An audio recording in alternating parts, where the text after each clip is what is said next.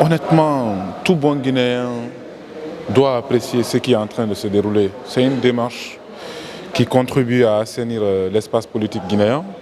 C'est une démarche qui contribue à fortifier même les partis politiques, à faire en sorte que ceux qui veulent désormais diriger notre pays soient des citoyens vertueux et qui respectent les normes et les principes en la matière.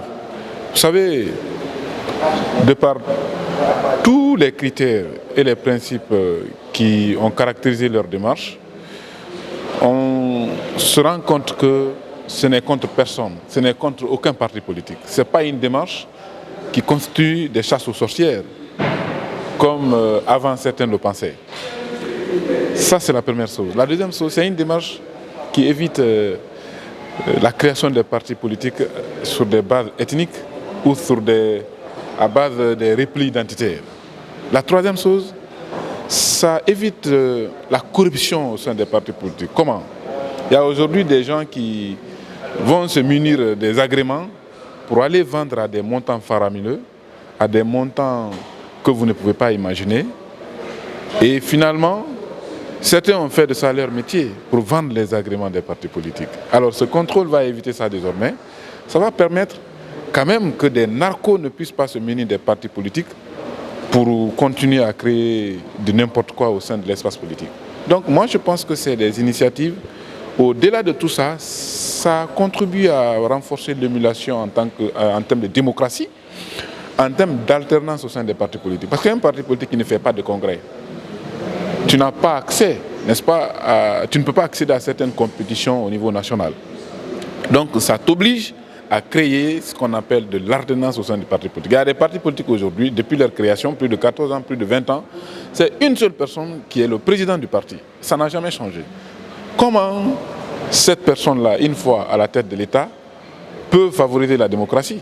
On fabrique des futurs dictateurs et on leur met à la tête de l'État pensant que c'est des démocrates. Donc, je pense que c'est une initiative qui va contribuer à nettoyer l'espace pour que désormais qu'on ait des partis politiques qui respectent les valeurs et les principes républicains. Je pense que dans la procédure, la société civile n'est pas impliquée parce que ce n'est pas notre domaine. Mais ce qu'il faut souhaiter, c'est que la même démarche doit être appliquée à la société civile pour que nous aussi nous soyons des organisations qui respectent un certain nombre de principes et de valeurs qui gouvernent notre pays.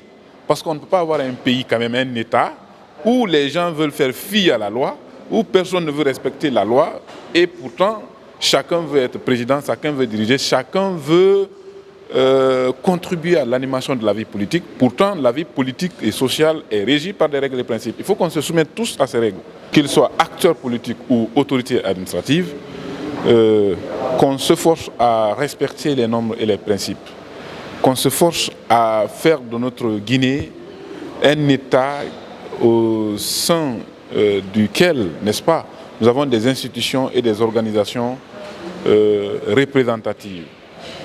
Nous avons des organisations, qu'elles soient politiques ou sociales, qui peuvent, n'est-ce pas,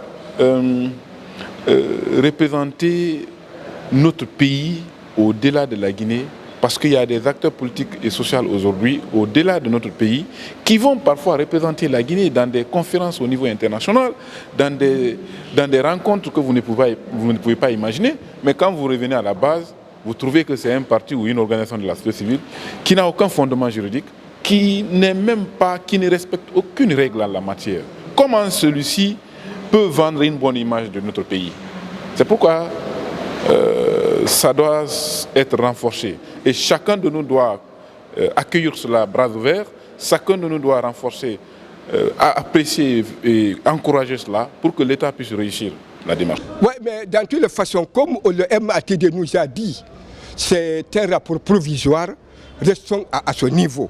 Mais parce que quand on te dit c'est provisoire, cela veut dire qu'il y a certains qui sont en faute, il y a certains qui sont en erreur. Donc alors ceux qui sont en erreur, bon, dans le délai donné, ils peuvent se rectifier, ça c'est entre eux et MATD. Mais ceux qui sont en faute n'auront pas la possibilité de rectifier. Et dans ce cas, Et alors il faut appliquer la loi comme il faut. Mais ce qu'il faut retenir, une fois encore, quelqu'un qui est appelé à être demain président de la République, quelqu'un qui veut être président de la République, qui veut être député à l'Assemblée nationale, lui, il doit donner l'exemple, on ne doit pas le tolérer, on ne doit pas le pardonner. Il faut que Dieu maintenant, qui prouve quand il vient au pouvoir, il sera en règle. Et il est en règle, et il est capable d'œuvrer pour le développement du pays, et il est capable d'œuvrer pour la démocratie et l'état de droit de la Guinée. C'est des gens qui tapent la poitrine, qui disent que les partis politiques sont créés pour présenter des candidats. C'est seul le parti qui est habilité à présenter un candidat aux élections présidentielles ou aux députés. Mais n'importe qui ne doit pas être député, mon frère. N'importe qui ne doit pas être président de la République. Ayons pitié de la population guinéenne. Avoir respect au peuple de Guinée. N'importe qui ne doit pas être président de la République. N'importe qui ne doit pas être député. Alors ceux qui veulent être président de la République, ceux qui veulent être députés, n'ont qu'à être en règle.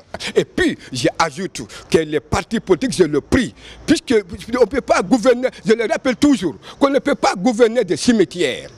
Alors, pourquoi, en tant qu'association civile, je prie les partis politiques d'œuvrer pour la paix et l'unité nationale.